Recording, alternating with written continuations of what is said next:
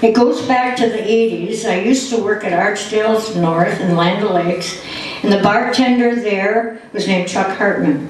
And at the time I thought he was the best bartender in the world. Of course now Gabe is, but anyway, he had heard sort of a gag, and we decided to play it on customers, but we could only do it a couple times a year because it had to be just right.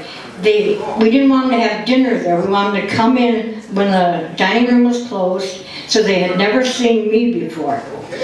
And he'd leave me a note and he'd just say, hi. And I would know what we're going to do. So when we were done cleaning up everything in the restaurant, I'd go out the back door, get in my car, drive around, and pull up to the front of the restaurant like a new customer.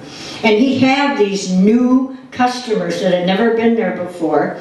We're trying to create an impression.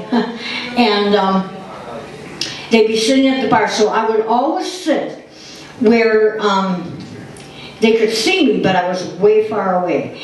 And I'd sit there for a while, and he wouldn't even acknowledge me. He'd keep talking to these people, and you could see them kind of looking like, you know, you've got a customer there. Finally, they said, there's somebody there. He said, we don't want to encourage her. She's very challenged. We just don't want her here if we don't have to. So I'd sit there and wait a while, and finally I'd say, and I was loud, bartender? And he'd say, yes. How much is a martini? $5. Oh, that's too high. And then I wouldn't say, he said, well, that's the way it is. And I'd wait a few minutes, I'd start again. Bartender? How much is a beer? And he'd say, $3.50. Oh, that's too high. Oh, tough. So then, these people that are sitting there are thinking, God, is he mean to her? What a place this is, you know. So then I start again. Bartender? Yes. How much is it? Coke? He'd say $1.50. Oh, that's high, but I'll take a Coke. Okay. So then he'd mellow out a little bit. He'd bring me the Coke, turn around, start walking away. I'd say, bartender? Yes. I just want to thank you for not poking fun of the way I talk. And he'd say, well, I'd like to thank you for not poking fun of this big hump on my back, which he didn't have. Oh, that's what it is. I thought it was your ass. Everything else is so high around here. Now, Gabe and I, we pulled some shenanigans on. Oh, by the way, customers knew they'd been scammed, and we had a wonderful time. Anyway, and they kept coming back, but we didn't pull anything on them anymore. Gabe and I pull something once in a while on people, but they're not new. They've known me for a while, and they may come in, sit at the bar, and then they'll say, oh, could we have Joan for a waitress tonight? He said, oh God, you didn't hear? What? She's in jail. Joan? For what? Well, solicitation. What? Well, yeah, you know, you gotta make a living. Her Social Security wasn't enough, so she's in jail. So they're like, oh, come on. Well, finally I'd have to come to the bar to get a drink order for a customer, and I'd come in, and he'd set me up by letting me know. He said, oh, you're out. Well, then I knew what he had done. And I said, yeah, well, we were short of help, so Lori had to bail me out. And then I'd look at them, and they're like, oh, jeez. And I said, you know how I got caught? I suppose he told you. Yeah. I said, you know how I got caught? Well, you think I had a coin changer on my belt. But anyway, the guy paid me, and then he asked for change. Okay. Okay, he's not here yet. All right.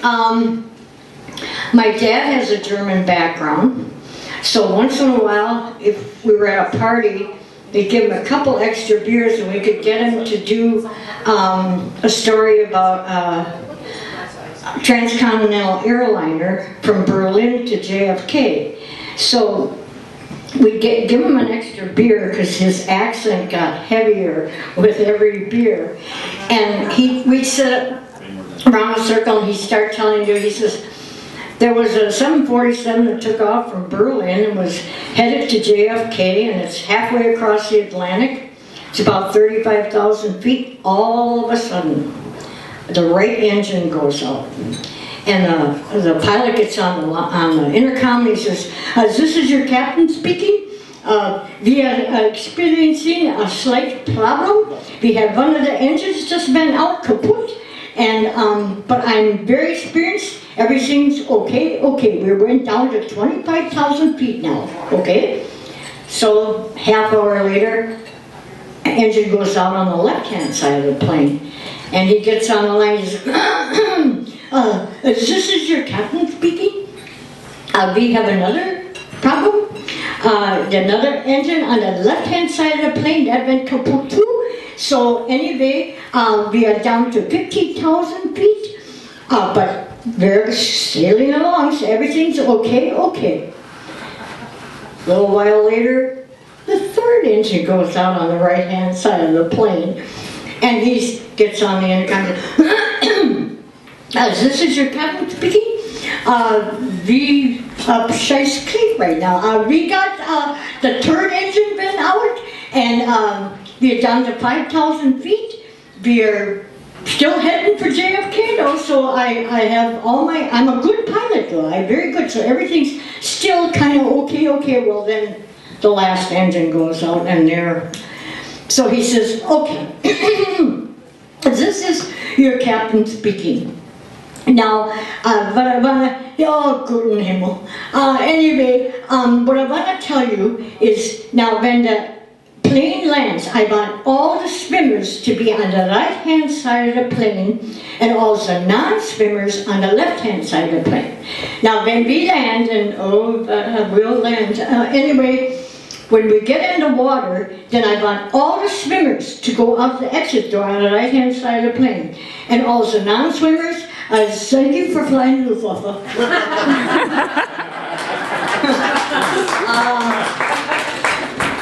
I don't really have a lot more for that. My brother is retired, but he taught SWAT, hostage negotiation, and police science at Fox Valley Tech. So he always calls me with these damn cop jokes all the time. So I can tell you a couple of those. A cop pulls a guy over, and he's with the guy's with his wife, and he walks up to the window, and the guy says, "What did I do, officer?" He says, "You were speeding." And he says, "Oh, I never speed. I've got cruise control. I always keep it to," she says, his wife says, "Don't tell him that. You speed all the time." So, and he says, "And you're not wearing your seatbelt." He said, "Officer, I saw you coming, pulling me over. I took it off, so because I figured I had to get out of the car." And his wife said, "No, you didn't. You never wear it." So then he says, "I'd like to see your driver." He's reaching around. He said, "Oh, I think I left my wallet and my other pants at home." She said, "You do not. You lost your license a long time ago." Well, then he gets mad and he starts yelling at his wife, and the cop calms him down. And the cop says to his wife, he says, "Does he always talk to you like that?" And she said, "Only when he's been drinking."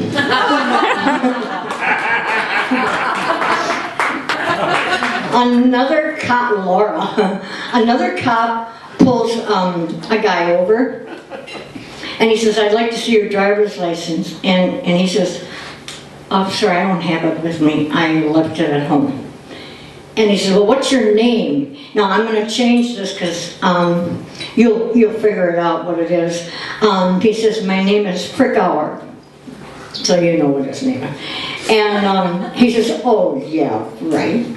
He says, It is. He says, "You can call the place I work." and asked him. He says, where do you work? He said, the little itty bitty titty bar factory.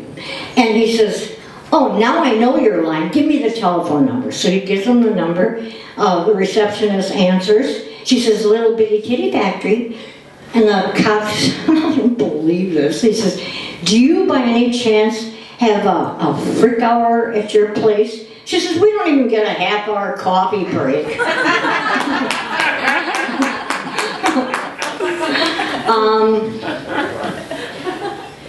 There was a third grade teacher, very attractive third grade teacher, and she said to her class, today children, we're going to do 3-syllable words. So I want you to say the word and then use it in a sentence.